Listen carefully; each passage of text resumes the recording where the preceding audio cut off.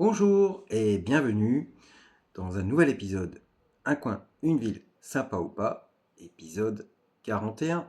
Et attention, c'est le dernier de la saison. Salut, moi c'est Gilles et je vous propose dans mes épisodes de voyager, de vous projeter pour un futur week-end. Je détaille le lieu, ses marchés hebdomadaires, j'ai même fait un spécial Noël. Je vous parle des endroits à visiter, le stationnement ainsi que les aires de camping-car et lieux de logement sur place. La note est purement personnelle, à chacun d'en faire sa propre idée. Alors n'hésitez plus, si ce n'est pas encore fait, abonnez-vous pour ne louper aucun épisode. Allez, pour cet épisode 41 et le dernier de la saison, j'en parlerai à la fin de l'épisode. On s'en va dans le sud à Hyères. Hyères est une commune française située dans le département du Var, en Provence-Alpes-Côte d'Azur. Chef-lieu de 2 cantons, la ville est située sur la rive de la mer Méditerranée, à 16 km à l'est de Toulon, à l'embouchure du Gapot. Cette station balnéaire est appelée Hyères-les-Palmiers par la municipalité et l'Office du tourisme, en raison des 7000 palmiers plantés dans la commune et cultivés dans les pépinières. La plus ancienne des stations climatiques de la Côte d'Azur est située dans un site abrité. Ces vieux quartiers s'accrochent au versant sud de la colline du Castéou et dominent la ville moderne et la rade qu'enserrent le Cap Bénat et la presqu'île de Guien. La notoriété de la ville remonte au... On attaque tout de suite les marchés et sur Hyères, vous allez avoir de quoi. Le marché est une tradition en Provence, un condensé de couleurs, d'odeurs et d'accents qui assure les dépaysements. La ville d'Hyères en compte plusieurs en centre-ville et dans les fractions. On commence déjà par les salins. C'est les lundis matins, place des pêcheurs, boulevard Éole, dernier lundi du mois de juin, jusque fin août, environ 70 exposants. Vous avez celui de Gien.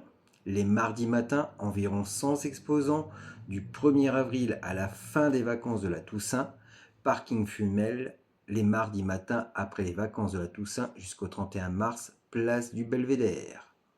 Vous allez avoir celui de Leigade, les mercredis matins toute l'année, place Davidi. Les mercredis matins du 1er avril à la fin des vacances de la Toussaint, place Davidi, place Saint-Louis, place des Girelles et boulevard du Front de Mer, environ 120 exposants. Vous allez avoir la Capte, c'est les vendredis matins, avenue de la Pinède, du 1er avril au 30 septembre, environ 120 exposants. Et enfin, le marché de Sauvebonne, les mercredis matins à la mairie annexe de Sauvebonne, une dizaine de producteurs locaux, huile de grenade, fromage, de chèvre, charcuterie, vin, spiruline, CBD, huile d'olive, biothérapie, fruits et légumes de saison. Allez, on va attaquer tout de suite les visites car Hyères en offre beaucoup. Je connais un peu le coin, j'y suis allé il y a quelques années. Donc on va commencer tout de suite par les plages bien sûr car Hyères en offre 3 magnifiques. Grande plage de sable blanc ou ravissante crique sauvage, à vous de faire votre choix. La Méditerranée vous offrira tous les plaisirs de grandes vacances, baignade, pique-nique en famille ou entre amis. Jeux de plage ou encore sport de glisse, il y en a pour tous les goûts à Hyères. Pour les plus aventureux et méritants, la presqu'île de Guien vous réserve de belles surprises, la plage des Darbousières, la calanque du Four à Chaud ou encore la plage de l'Ermitage. Sur Hyères, vous allez aussi pouvoir visiter le site archéologique d'Olbia. Situé sur un léger promontoire en bord de mer, Olbia est l'unique témoin conservé dans l'intégralité de son plan d'un réseau de colonies-forteresses grecques fondées par Marseille à partir du IXe siècle avant Jésus-Christ. Citoyens de Marseille, les premiers Olbiens étaient des soldats colons, pêcheurs agriculteurs et avaient comme mission principale de sécuriser le commerce maritime. Les vestiges mis au jour permettent aux visiteurs de comprendre l'évolution urbaine d'une ville antique sur 1000 ans. On y trouve fortifications, rues aménagées avec égouts et trottoirs, puis collectif, îlot d'habitation divisé en maisons, boutiques, thermes, sanctuaires, etc. Les vestiges d'une abbaye médiévale Saint-Pierre de l'Almanar ont également été découverts sur le site. On continue les visites avec la Villa Noailles. Depuis la vieille ville, grimpée direction la Villa Noailles, construite par l'architecte Robert Mallet-Steven dans les années 1920. Elle me fait un peu penser à la Villa Cavro à Roubaix. Le site est un vrai concentré de curiosité à ne manquer sans aucun prétexte. Dès le premier instant, laissez-vous happer par le charme de ce fleuron du patrimoine architectural moderne. Mode, design, photographie, architecture, des expositions et festivals s'enchaînent tout au long de l'année pour le plus grand plaisir des passants curieux. Pour clore la visite et en véritable ode au cubisme, le jardin vous offre une vue imprenable sur Hyères et les îles d'Or. Un petit écrin de verdure où il fait vraiment bon flâner et c'est gratuit. On continue avec l'observatoire du Pic des Fées. À la tombée de la nuit, filez pour une soirée à la belle étoile. Dominant la presqu'île de Guin et les îles d'Or, l'observatoire du Pic des Fées est le refuge idéal pour les férus de jolies découvertes. L'occasion de contempler le ciel dans les meilleures conditions. Un véritable astronome en herbe. Testez les télescopes et caméras à votre disposition. Toute une équipe de passionnés vous accompagne pour vos premiers pas chaque vendredi soir d'octobre à juin. Une jolie manière de visiter Hyères. Autrement, en été, les nocturnes vous garantissent un moment privilégié, la tête dans les étoiles, planètes, constellations, voies lactées. Le ciel n'aura plus aucun secret pour toute votre petite famille.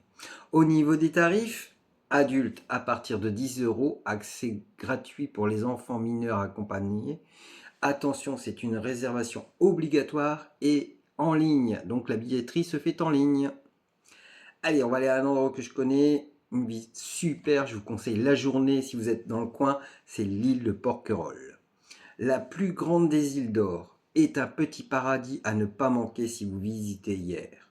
Comment ne pas passer une journée sur ce véritable joyau de la Côte d'Azur?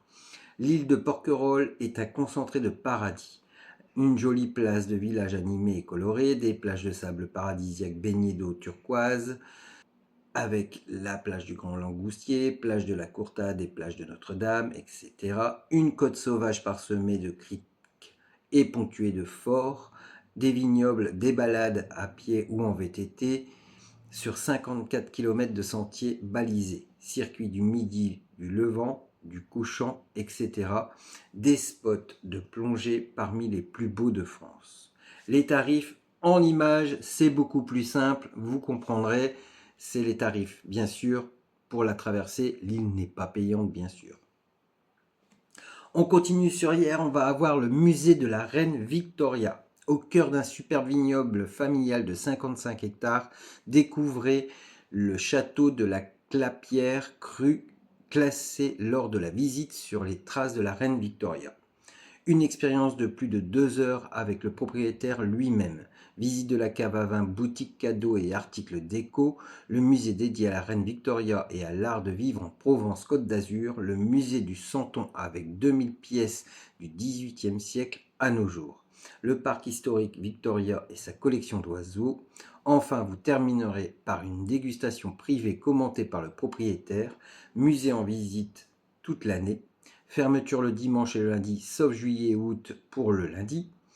Les tarifs, visite sur les traces de la Reine Victoria, c'est 25 € par personne. C'est minimum 5 personnes, malheureusement. Et de 1 à 4 personnes, forfait 125 €. On continue toujours sur Hyères, vous allez avoir le château d'Hyères. Situé à 200 mètres d'altitude sur la colline du Castéou, le château domine la cité. Une première forteresse est probablement construite par les seigneurs de Faux autour du Xe siècle. Au XIIIe siècle, afin d'affirmer son pouvoir sur la ville d'Hyères, le comte de Provence Charles Ier d'Anjou fait édifier un château qui fut l'une des places fortes les plus importantes de Provence. C'est de cette époque que datent les fragments encore visibles.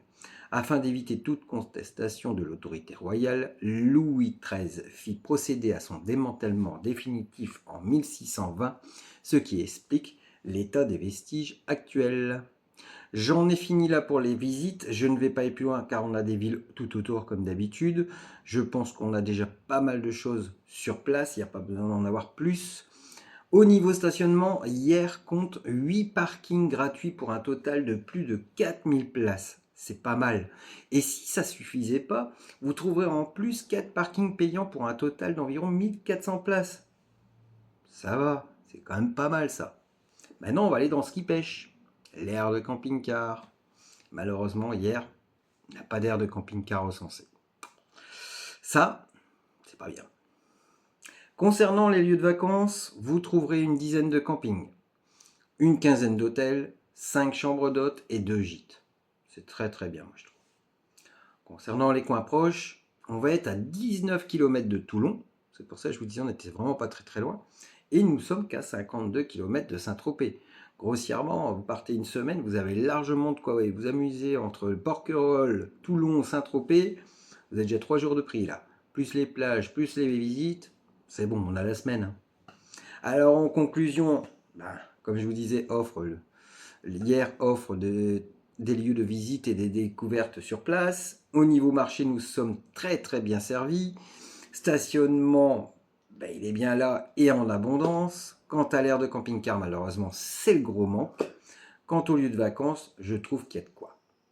C'est un endroit idéal pour la découverte et pour le plaisir qu'offrent comme toujours les villes de bord de mer, surtout avec Porquerolles à proximité.